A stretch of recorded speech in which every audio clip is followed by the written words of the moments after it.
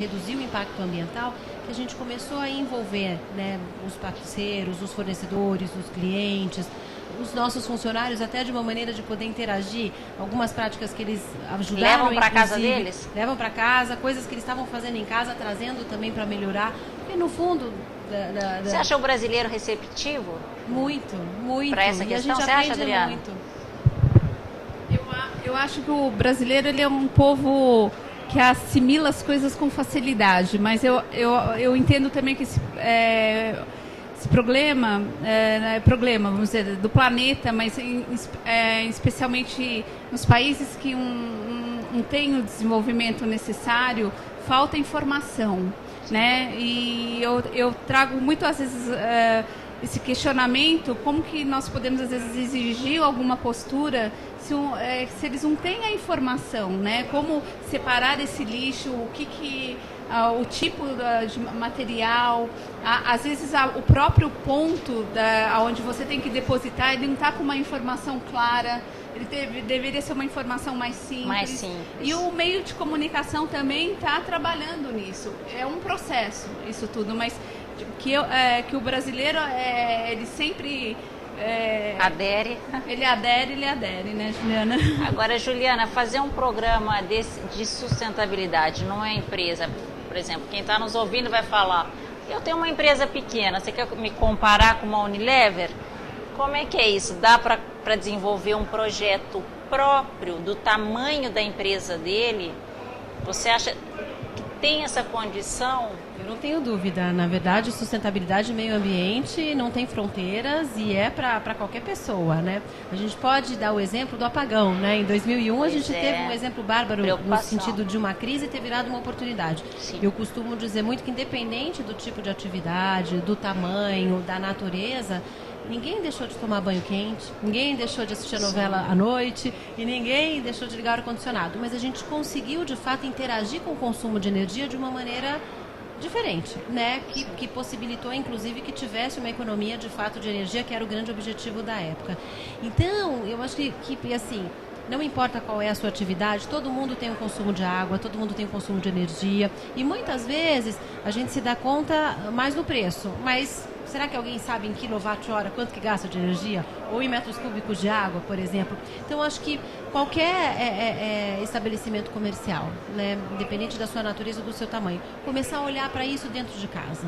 No sentido de quanto é que a gente está economizando. De repente, teve um mês que a gente economizou menos água e percebeu que o volume, o faturamento foi igual ou até superior. Mas espera um pouquinho. Então, talvez, acho que eu posso faturar mais com menos água.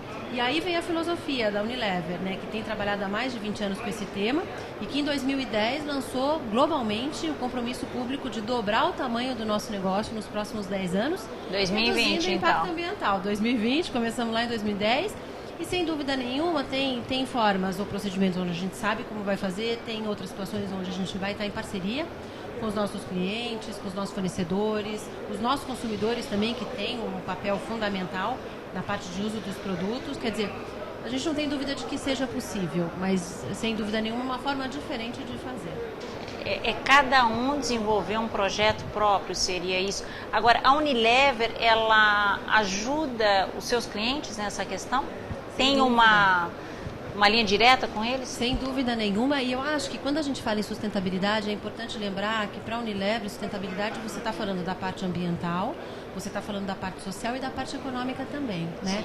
Então, quando você está falando de um plano de parceria para capacitação, por exemplo, de uma forma diferente de fazer, como é que o ponto de venda pode estar se apresentando de uma forma diferente, que tipo de treinamento que aqueles funcionários têm que ter, isso não deixa de ser sustentabilidade, porque é dessa forma que vai progredir, né? Tem uma parte interessante que muitas vezes a gente não lembra, mas quando você está falando de emissão de CO2, por exemplo, carro, nossa né? atividade em parceria, não só carro como caminhão, né? Sim, o caminhão. A gente tem uma parceria enorme em termos de transportes logísticos e tal. Como é que a gente pode transportar mais, consumindo menos combustível, emitindo menos? E só para te dar um dado, isso já é possível. No Brasil, a nossa operação, desde 2008, tem emitido a mesma quantidade ou menos quantidade de CO2 do que a gente emitiu em 2007, apesar do crescimento e da expansão dos negócios. Então, continua como que crescendo. você continua crescendo. Então, como que você consegue isso? Sem dúvida nenhuma, é em parceria com cada parceiro da cadeia, seja o fornecedor, o atacado, seja o consumidor, sejam os nossos funcionários. A nossa frota de venda, por exemplo, hoje a gente reembolsa o combustível dos carros dos nossos vendedores só quando é abastecido com etanol. Exatamente para engajá-los e trazer essa consciência de que, tão importante quanto a questão econômica, você tem sim um papel fundamental no impacto ambiental. Isso é muito importante porque às vezes uma ação pequena, como fechar a torneira bem fechado, que às vezes nas empresas as pessoas às vezes não olham na pressa, ou então deixar a luz de um banheiro, vai no toalete e deixa a luz do banheiro o dia inteiro acesa. Isso eu acho que é uma conscientização é difícil, mas eu acho que a gente não pode desistir. Às vezes a gente faz o papel de chata, né? Mas, na verdade, eu acho assim, no momento que tem essa conscientização, quando você larga uma luz, vamos supor, a Juliana falou muito bem do apagão. Pois é. Eu acho que ali houve um aprendizado da população toda, no sentido, eu me pego olhando para uma luz também. falando assim, estou deixando acesa, não, tem que apagar, o apagão, eu lembro ainda do apagão. Então, eu acho que quando você tem essa conscientização, tudo que você faz ao contrário a isso te agride, né? No momento que você, no sentido, é um absurdo deixar uma luz acesa, é um absurdo deixar uma torneira, mas primeiro você tem que ter o processo de conscientização. Se você não tiver primeiro essa conscientização, você não consegue estar levando. É difícil. Agora, vocês do Instituto Abade, vocês conseguem envolver cada ano, vocês estão conseguindo envolver mais gente nessa história? Como é que está isso? Não, sim, eu acho que eu citei só o projeto Aprendendo a Reciclar, mas vocês têm outros projetos? Temos outros projetos. Nós apoiamos o programa Na Mão Certa, que é contra a prostituição infantil. Os caminhoneiros, né, principalmente. O Empório da Comunidade, que é um projeto que trabalha com a capacitação nas comunidades e o que é gerado nessa comunidade é revertido para o estabelecimento local, o estabelecimento comercial local daquela comunidade, quer dizer, geram a própria renda dentro daquela comunidade. Então, os projetos, os valores do Instituto é sempre pensando em algo sustentável. Nós temos as ações sociais, mas isso é para instigar as pessoas a começar a olhar para esse lado sustentável. Mas o foco mesmo do Instituto são ações que vão resultar resultados. Hoje não dá para olhar uma empresa como uma entidade uma entidade com fins lucrativos, sim, mas ela pode, através dela, transformar uma comunidade, é uma ação transformadora. Eu acho que no momento que você tem essa consciência e tem esses instrumentos na mão, envolve, é o que a Juliana falou. Não adianta você pensar em fazer sem envolver as pessoas que estão lá ao seu redor. Só vai funcionar quando todo mundo estiver engajado para esse comprometimento. Agora, esse envolvimento é como, Juliana, dentro da Unilever? Vocês chamam, assim, palestras? Alguém vai lá falar, vai explicar, põe cartazes? Como é que é isso?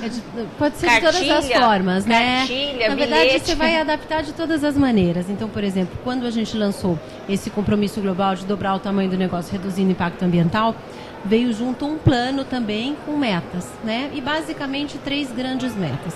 Então, você mudar a qualidade de vida, né, o tipo de vida de mais de 1 bilhão de pessoas, com foco na questão da saúde e nutrição. Então, você melhorar essa qualidade de vida. A parte da redução, de fato, do impacto ambiental. Então, você reduzir a quantidade de água, reduzir a emissão atmosférica, medida em CO2 e também a parte de resíduos, sempre lembrando na cadeia. Então, estou falando também lá dos meus fornecedores, né? Sim. Só no Brasil nós estamos falando de quase 6 mil fornecedores diferentes, de todos os tamanhos. Sim. Até a parte dos clientes e principalmente dos consumidores também. Porque quando você analisa a pegada ecológica dos produtos, a gente está falando em torno de 60% a 80% do impacto em consumo de água, em geração de resíduo e principalmente emissão de CO2 na etapa de consumo, né? Porque você precisa de água para tomar banho, Você precisa de energia para esquentar o banho, porque ninguém vai tomar banho de água fria, né? Você precisa acender a luz à noite. Acender a luz à noite, etc. Mas é interessante porque isso não é transferir para o consumidor isso, mas é engajar e falar, me ajuda e vamos nós dois juntos fazer de uma maneira diferente. E um terceiro pilar que é a parte da sustentabilidade na cadeia, ou seja, até 2020 a gente tem como meta ter 100% das matérias-primas de origem agrícola de fontes sustentáveis. Isso é um desafio enorme. De novo, o Brasil já tem um papel extremamente diferenciado. Então, hoje, 100% do óleo de palma, por exemplo, que a gente compra no Brasil, já vem de um fornecedor 100% sustentável e certificado. Mas é interessante esse ponto da parte social e de tamanho de negócio. Vou falar rapidamente de uma experiência que a gente tem. Sim, um exemplo. Um exemplo, que é uma parceria com uma ONG que se chama Integrare. O Integrare nada mais é do que uma união de várias empresas, micro e pequenas empresas, cujos proprietários ou os fundadores são de grupos minoritários que a gente chama. Então são descendentes de índios, são afrodescendentes, são portadores de algum tipo de deficiência. De que maneira que você pode incluir essas empresas no nosso processo? Então, quando você tem essas empresas que ofereçam algum tipo de serviço que eu preciso contratar, elas vão participar da concorrência da mesma maneira como qualquer outra grande ou até outra multinacional fornecedora desse tipo de produto. Isso não é um assistencialismo, eu não estou abrindo mão de algum critério para que ela possa participar.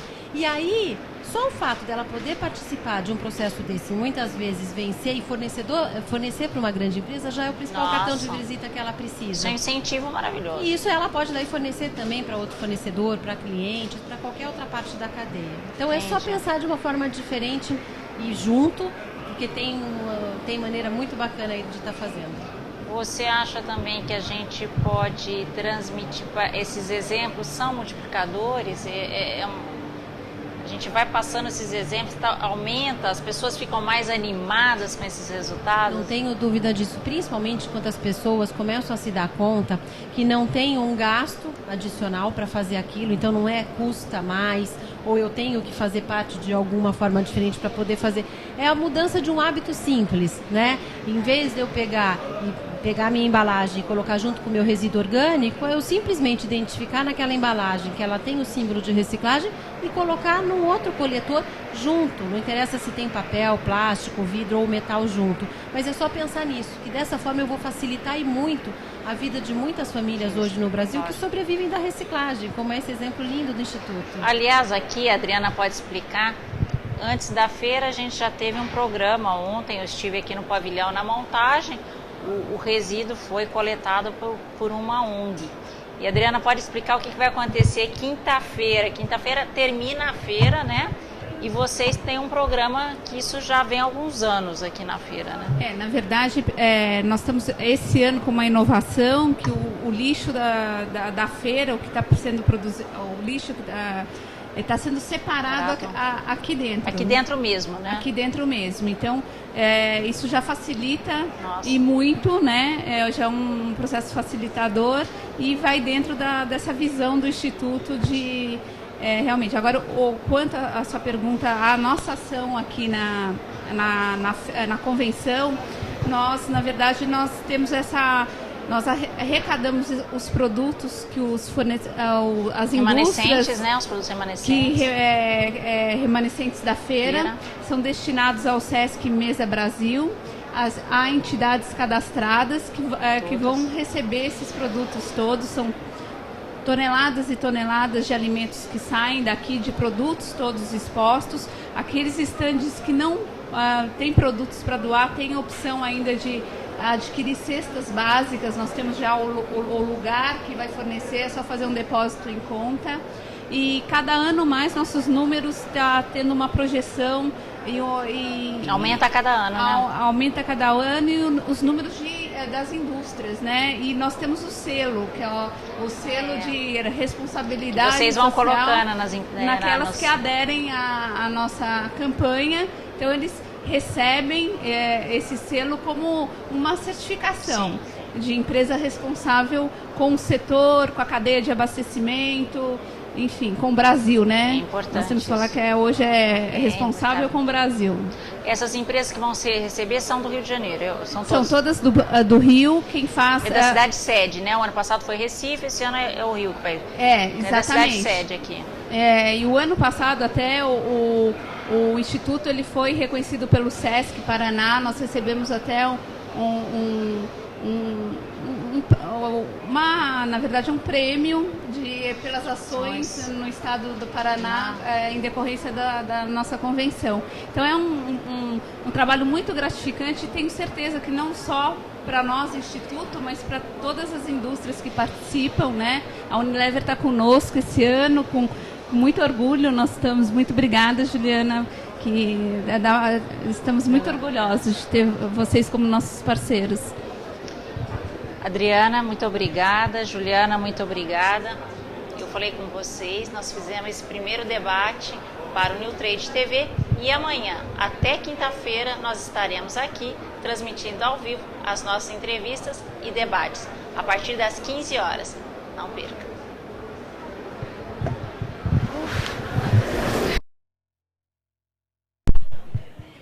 Então... lá. Não.